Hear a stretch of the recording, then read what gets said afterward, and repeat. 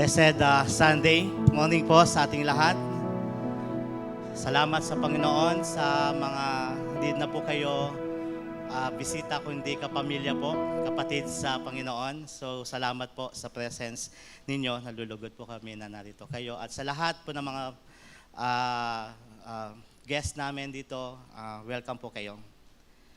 So salamat sa prayer dahil I really need it now kasi masakit talaga ang ulo ko at medyo yung aking ilong ay parang yung bang sipon na hindi lumabas, kaya masakit ang ulo. Ngunit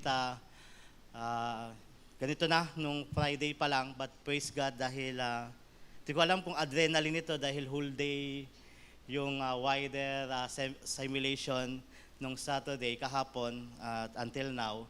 But one thing is for sure, yung strength ay nanggagaling sa Panginoon. So purihin po siya. So nagpapatuloy po tayo sa ating series sa Book of Colossians. Ilang Sundays na po, ilang buwan na po nating tinatakel ito. At ang theme nga po natin is about belief and behavior. And we praise God because marami na po tayong natutunan mula sa sulat ni Pablo sa mga taga-Colossians. At nakaka-relate din naman po tayo sa kanilang mga struggle doon dahil real life naman po yung kanilang mga pakikibaka sa buhay bilang mananampalataya.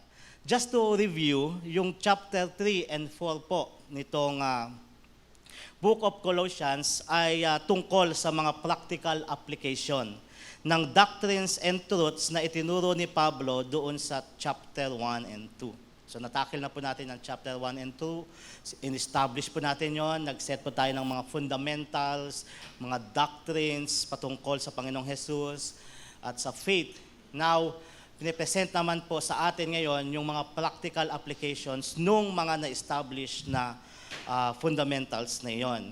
Kaya nga po dito sa verses, chapter 3, verse 18 up to verse 1, ay practical application naman dedicated para sa mga members ng isang Christian household sa panahon nila noon.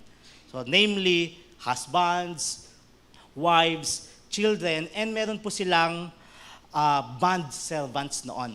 No? Hindi po iyon sinusuportahan ng Biblia. Alam naman natin na ano na yon, natiwalag na yung yung gawa na yon na magkaroon sila ng alipin. Pero ang sinasabi dito that even sa ganoong kultura, binigyan sila ng instruction ng Panginoon kung paano sila mamumuhay bilang mga mananampalataya.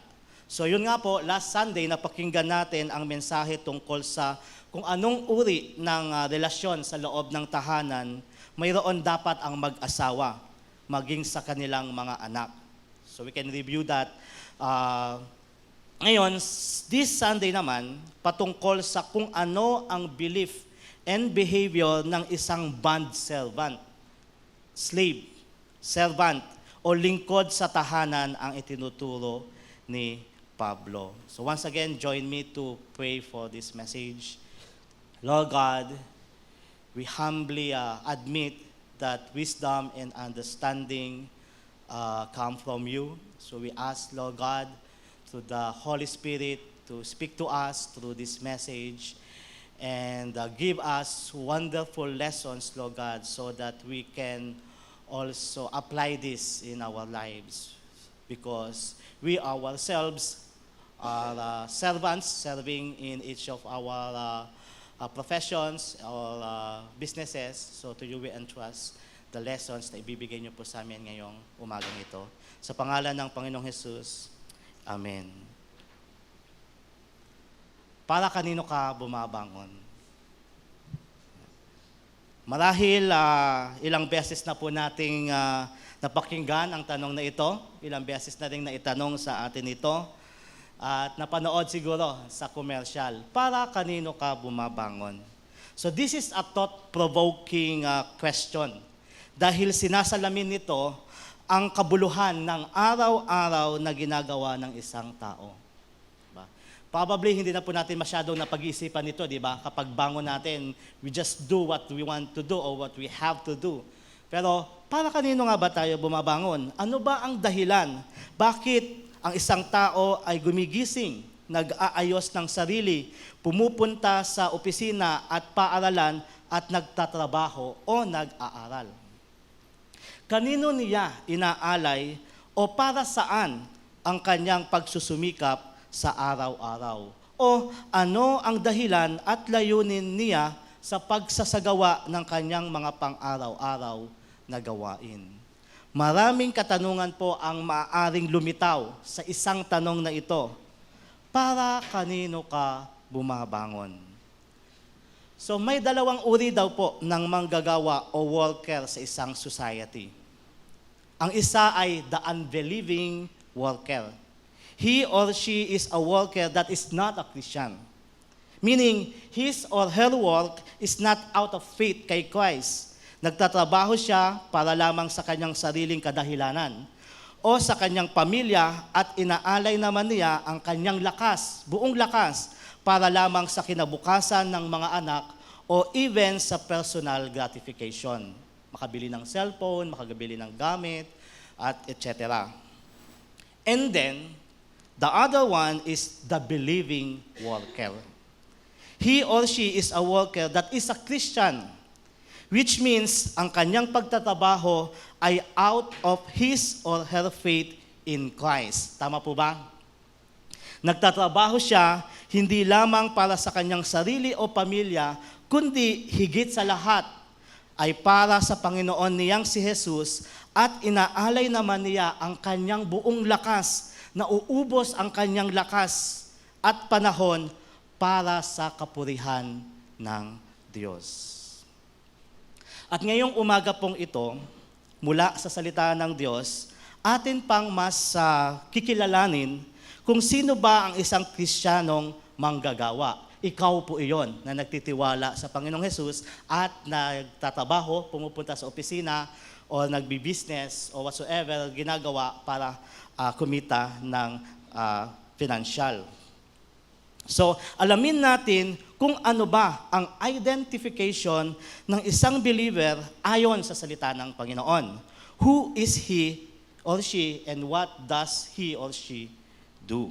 So, manggagaling nga po iyon dahil ito po ay galing sa salita ng Panginoon sa Colossians chapter 3 verses 22 to 24. So, bilang scripture reading, basahin po natin ito humbly at nakatingin sa Panginoon na nagsasalita sa atin. Bond servants, obey in everything those who are your earthly masters, not by way of eye service as people pleasers, but with sincerity of heart, fearing the Lord. Whatever you do, work heartily as for the Lord and not for men, knowing that from the Lord you will receive the inheritance as your reward. You are serving the Lord Christ. As we can see in this passage, after speaking to the husbands, ito po yung sumunod doon sa mga naunang talata, na kinausap ni Pablo yung husbands, wives at children ng mga household na miyembro o kabilang sa iglesia sa Colossae. Kinausap naman ni Pablo ang mga bond servants o mga manggagawa na kabilang din sa household ng isang Kristiyanong tahanan. Hindi po minaliit ni Pablo ang mga bond servants na ito kasi naglaan siya ng ilang mga talata na halos kasing haba din ng mga talata nakalaan para sa husbands, wife, and children. Ibig sabihin, kinikilala ni Pablo ang kahalagahan ng mga servants sa household nila noon. So, dito po sa talata na ito, sa passage na ito, may tatlong katangian po ang isang believing worker na makikita na binanggit si Pablo. So, una po doon ay sincere. They do their work with sincerity of heart. Pangalawa is competent. They accomplish their job with complete competence. At pangatlo, motivated. They perform their duties with full of motivation. So isa-isahin po natin ang mga iyon para po sa kabuuan ng mensahe natin ngayon. So ang isang karakteristik ng isang believing worker ay sincere. Again, they do their work with sincerity of heart. Ganito po muli ang sabi sa verse 22, Bond servants, obey in everything those who are your earthly masters, not by way of eye service as people pleasers, but with sincerity of heart, fearing the Lord. Ang isang believing worker ay nakikilala sa kanyang trabaho sa pamamagitan ng kanyang sinseridad sa pagtatrabaho. Yan po yung isang lumilitaw at nakikita sa kanya habang siya ay nagtatrabaho. Para kay Paul, ang isang sincere na worker ay ginagawa ang kanyang trabaho not merely to please people or to show off na he or she is a good worker, but because there is fear in the Lord sa puso niya. Are you familiar with the word petics? Slang po ito, no? Petics. So, para sa iba, it means a person such as an employee just slacking or not doing anything, even if it is working hours. No? There are some naman who pretend to be busy, but in truth, they are doing something else. O kaya, nagpapalipas na lang ng oras until dumating yung time ng out nila. Aabangan mo doon hanggang sa lumagay na yung kamay sa 12 at sa 5, out. So, it is called petics. Pero sa isang believing worker, they do not work like that. According sa negative understanding ng petics. They do not work like that. Walang Christian worker na pa-petics lang. Hindi sila nagpe-pretend na may ginagawa sa harap ng computer o laptop, pero nagfe-Facebook lang pala o nanonood sa YouTube. Busy. Tapos kapag dumaan yung boss, ang bilis ng alt-tab. So, they work sincerely dahil they know na kahit hindi sila nakikita ng kanilang boss o supervisor, alam nila na may palaging nakakakita sa kanila. Iyon ay ang Panginoong Diyos whom they fear with deep reverence. Wala sa mga Christian yung, kasi we know there is God who sees everything. Kahit magganon tayo, ay alam natin, we cannot hide from God. Ang takot na may paggalang sa Diyos ang siyang dahilan kung bakit ang isang believing worker ay nakapagtatrabaho with sincerity of the heart. Naipakita po iyon sa testimony ni Joseph sa Genesis 39, verses 1 to 13. So we know that story. Siya ay ibinenta ng kanyang mga kapatid at dinala sa Egypt upang magsilbing servant ni Potiphar, isang mataas na opisyalis ng King of Egypt. Dahil sa kakisigan niya, nagustuhan siya ng asawa ni Potiphar at tinukso na makipagsiping sa kanya. So, chinay kong mabuti talaga yung passage. Hindi ko naman talaga nakita na everyday siya na tinutukso. So, probably, hindi ko lang na-check. Pero, meron talaga sitwasyon na tinukso siya na makipagsiping sa kanya. Ganito ang naging pangyayari sa Genesis 39, 6b up to 9. Sabi diyan, now Joseph was handsome in form and appearance. And after a time, his master's wife cast her eyes on Joseph and said, lie with me. But he refused and said to his master's wife, behold, ito sabi ni Joseph, because of me, my master has no concern about anything in the house, and he has put everything that he has in my charge. He is not greater in this house than I am, nor has he kept back anything from me except you, because you are his wife. How then can I do this great wickedness and sin against God? So ayon dyan sa talata, dahil si Joseph ay isang believing worker, hindi niya magawang mapagtaksilan ang kanyang master na si Potiphar na pinagkatiwalaan siya at magkasala na rin sa Diyos na kanyang kinakatakutan at iginagalang. Ang sabi nga po niya sa verse 9, how then can I do this great wickedness and sin against God? No, hindi niya kayang gawin ang kasalanang iyon dahil he is a sincere believing worker. Hindi magkatugma sa kanyang paniniwala at sa kanyang takot sa Diyos yung suggestion ng asawa ni Potiphar na makipagsiping at magtaksil kay Potiphar. Because he is a sincere believing worker, ang paniniwala niya, I cannot sin against my God. So yun po yung isang characteristic ng isang believing worker. Excuse me.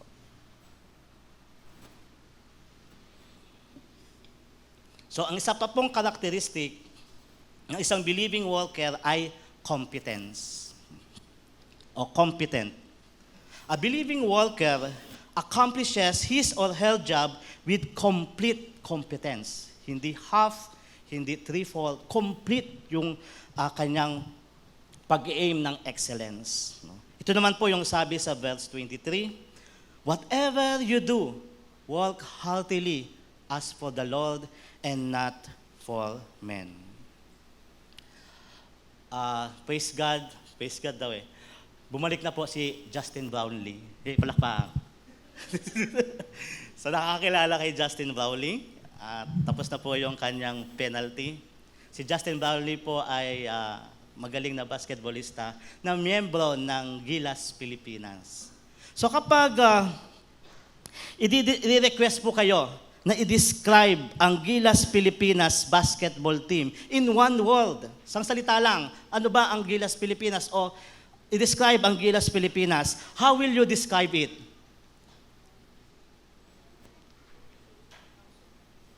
Puso.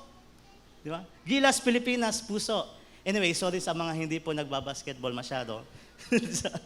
But, di ba, usually naririnig natin yan, puso, no? Gilas Pilipinas, puso. So, naging kaakibat na po ng Gilas Pilipinas basketball team ang salitang puso dahil it speaks about competence ng Gilas team na nanggagaling sa puso at higit nating kailangan upang makasabay laban sa mga matatangkad na kalaban sa basketball. Kaya po ang ating sigaw is puso dahil sabi nga medyo maliliit lang tayo na basketballista.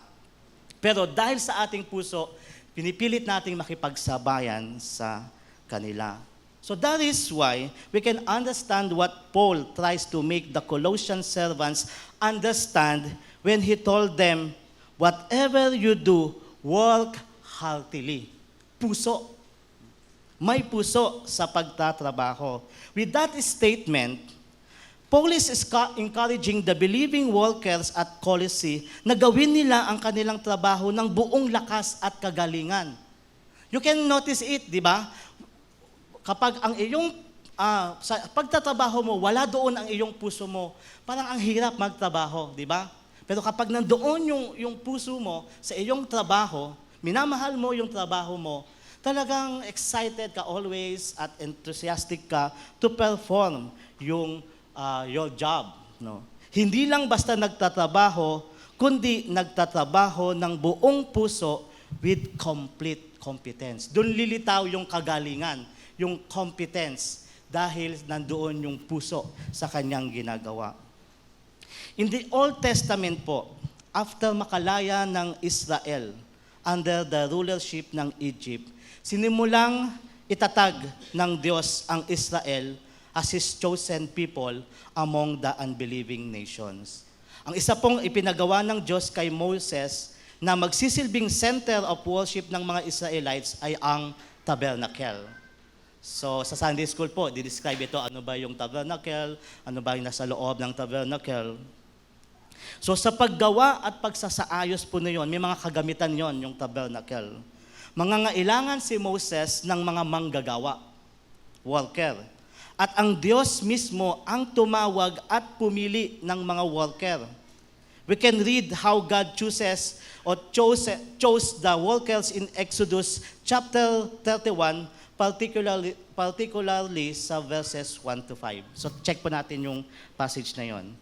So dito po sa Exodus 31, 1 to 5, makikita natin ang isang reason why a believing worker should do his job heartily or with complete competence. So you may check your Bible, sabi sa Exodus 31, 1-5.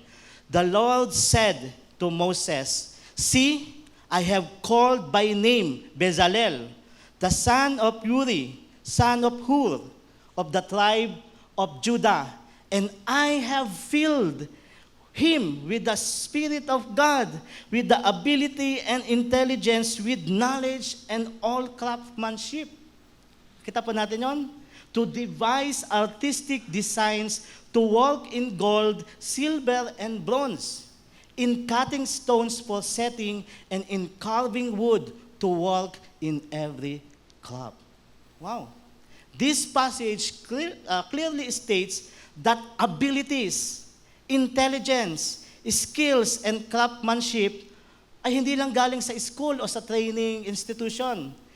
Yun po ay all gifts of the Lord that is given upang magampanan ang trabaho na kailangang ma-accomplish. Kung tayo po ay gumaling sa paggamit ng computer, that is a gift from the Lord. Kung tayo po ay gumaling sa pagmamekaniko o pagsasaayos ng sasakyan, that is a gift from the Lord. Whatever skills, intelligences, galing at talino natin na magawa iyon, hindi magawa ng iba because tayo ang binigyan ng Diyos at pinili na mabigyan noon at iba ang ibinigay naman sa iba. So those things, all of it ay binigay ng Panginoon upang magampanan ang trabaho na kailangang magampanan. Hindi po natin alam, kaya pala tayo natanggap doon ay kailangan ng company na yon, ang skill mo na dinevelop sa iyo ng Panginoon. However, ang nakalulungkot nowadays ay nag-iiba na po yung pananaw ng ilan lang naman sa tao sa mundo about going to work or going to school. It seems may ilan na pinipilit na lang nila na bumangon para pumasok sa trabaho o sa paaralan. Mga kapatid, nagiging burden o boring na ang pagtatrabaho o ang pag-aaral if nawawala na ang tunay na purpose kung bakit ba tayo bumabangon para mag-aral at magtrabaho. Habang dumidilim po ang ating pananaw sa purpose natin, bakit tayo we are going to school o why we are going to work, dun din po nawawala na yung competence natin. Dun na nawawala yung aim natin for excellence. Basta okay na lang, magawa na lang yan. Because the purpose is beginning to be gone as well. So upang mapanatili ang excitement and enthusiasm ng isang manggagawa o mag-aaral, there must be a clear and definite purpose kung bakit ang isang tao ay bumabangon para magtrabaho at mag-aral. At ang sabi po, praise God, ng salita ng Panginoon sa atin, we can have something to look forward to. Do it as for the Lord and not for men. I will wake up because I want to honor God with these gifts na ibinigay niya sa akin. This is needed in my company and I am chosen by God. Humbly, I will perform my duty with excellence sa abot ng aking magagawa. Mag-aaral ako ng mabuti sa abot ng aking magagawa dahil binibigyan ako ng katalinuhan, ng pambaon, ng magulang na nagbibigay pa rin ng sandwich sa akin sa umaga kahit nag-away kami nung gabi. So, remember, a believing worker does his or her work wholeheartedly. Hindi kulang. Nandun ang kanyang puso. That is with complete competence and excellence. And you will see, when you do everything ng yung ginagawa, nandun ang puso, you will see the excellence in it. And you will be competent. Lastly po, ang isang katangian ng isang believing worker na makikita natin sa ating text ay motivated. Christians as worker perform their duties with full of motivation. Ganito muli ang sinabi ni Pablo sa verse 23. Then tutuloy na rin po natin sa verse 24. You may check that also sa Bible natin. Whatever you do, work heartily as for the Lord and not for men, verse 24, knowing that from the Lord you will receive the inheritance as your reward. You are serving the Lord Christ. So yung ini-encourage ni Paul sa mga Colossians, doon sa verse 23, binigyan niya ng reason doon sa verse 24. Ito ang dahilan bakit you work heartily.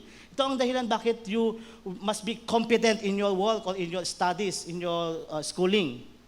Knowing that from the Lord you will receive the inheritance as your reward.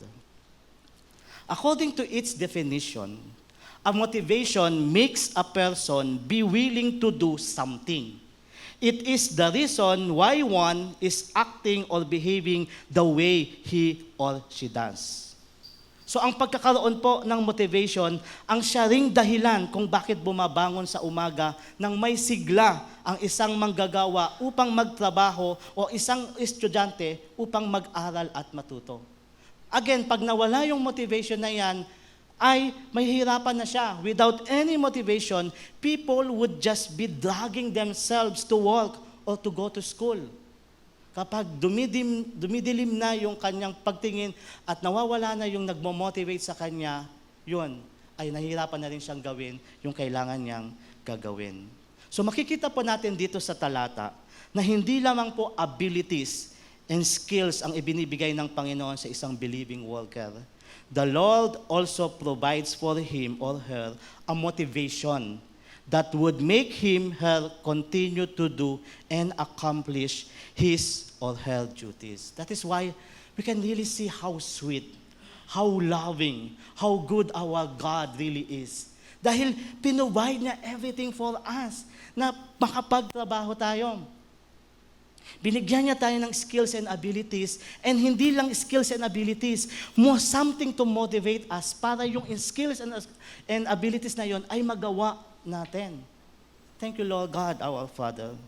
So, and that motivation is a result of knowing that at the end of time, there will be an inheritance for every believer as a reward. At the end of time, there will be an inheritance for every believer as a reward. Kaya, and sabi nga, knowing that from the Lord, you will receive the inheritance as your reward. At ang reward po na tinutukoy ni Paul ay ipinahayag na ni Kristo at mababasa natin sa John 14:1-3. There are so many passages that we can read this reward. But pwede natin, isang example po ito sa John 14:1-3. Do not let your hearts be troubled. You believe in God. Believe also in me, in Christ. My Father's house has many rooms. If that were not so, would I have told you that I am going there to prepare a place for you?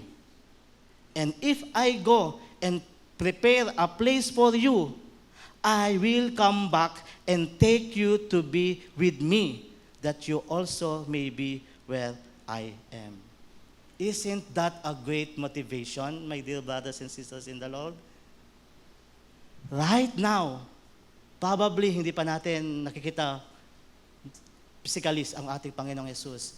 But ang gusto niyang isipin natin, aside from His with us every day, is He is there in heaven, preparing a room, a place for each one of us.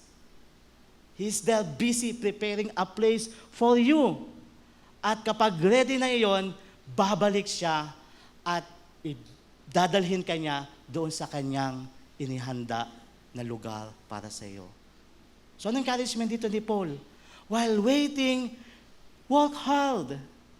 While waiting, be motivated. Be inspired with what you are doing because you are known as a Christian. Di po ba? Kilala ka na Kristiyano. Kilala ka na tagasunod ng Panginoong Yesus. So, glorify Him with that work of yours. That every work makes more, every person na kilala ka is being inspired by the way you are working, by the way you are performing your duties. So, what a promise. Salamat sa ating Panginoong Hesus dahil kahit man sa mga trials and problems in life, pwede pa rin nating gagawing motivation yung sinabi niya na yun. Yun nga po, isang reward na matatanggap ng isang matapat na Kristiyanong manggagawa ay ang makapiling ang Panginoong Diyos sa kalangitan.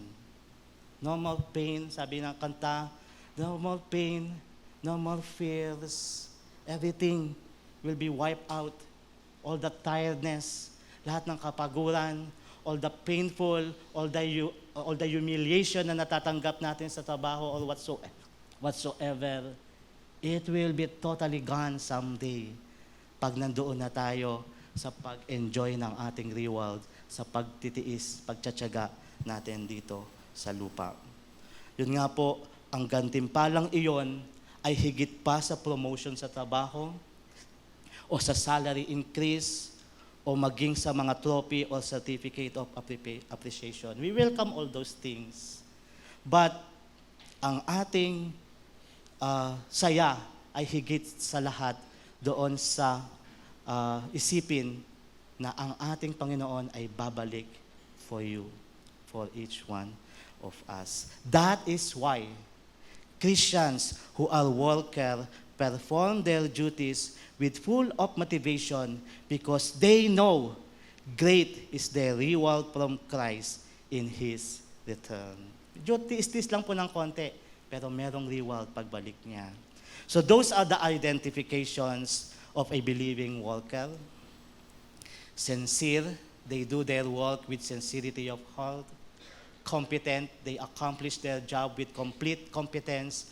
Motivated, they perform their duties with full of motivation. Kung nagkukulang pa po tayo dito, huwag po tayong ma-discourage because it means we are still struggling. But our aim is also to succeed, di po ba? To continue to trust in the Lord na lumitaw ng lumitaw ang tatlong katangian na ito sa atin. Magpapatuloy tayo magtatrabaho hanggang kitang-kita at obvious na we are sincere, competent, and motivated believing workers. So ngayon po na nakilala na natin ang mga katangian ng isang believing worker, so allow me to end this message by giving us some implications. No? Why does this tell us naman?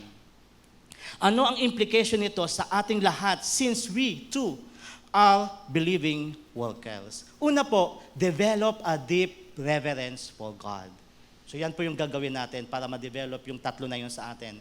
Develop a deep reverence for God.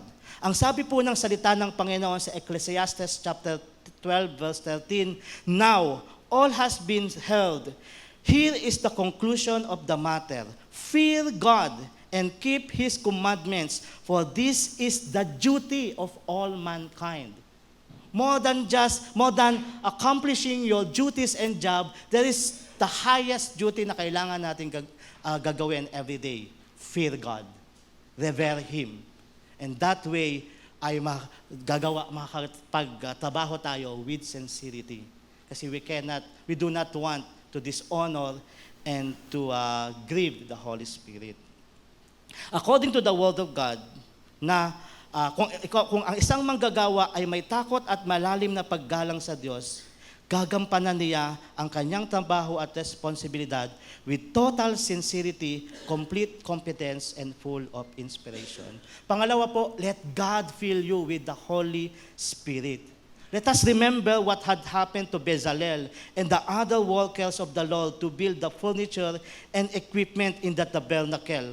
Nagampanan nila ng buong husay at talino ang pag-devise ng artistic designs to work in gold, silver, and bronze, in cutting stones for setting, and in carving wood to work in every craft, because, sabi doon, God has filled them with the Holy Spirit.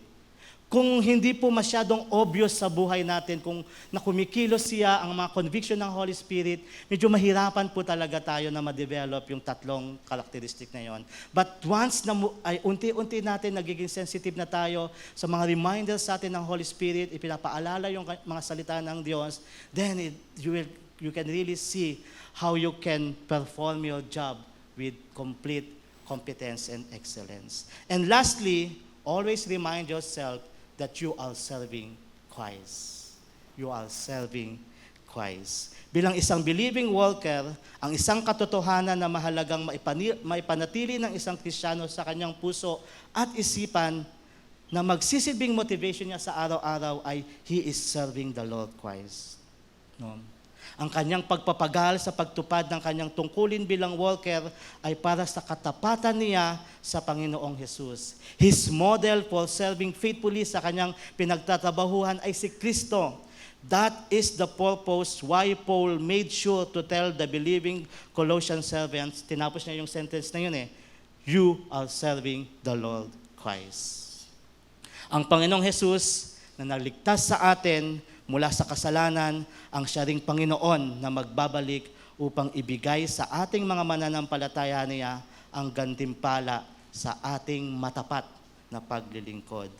And someday, it would be great and wonderful, my dear brothers and sisters in the Lord, to hear the Lord says to us, well done, good and faithful servants. Purihin po ang Panginoon, to Christ be the glory.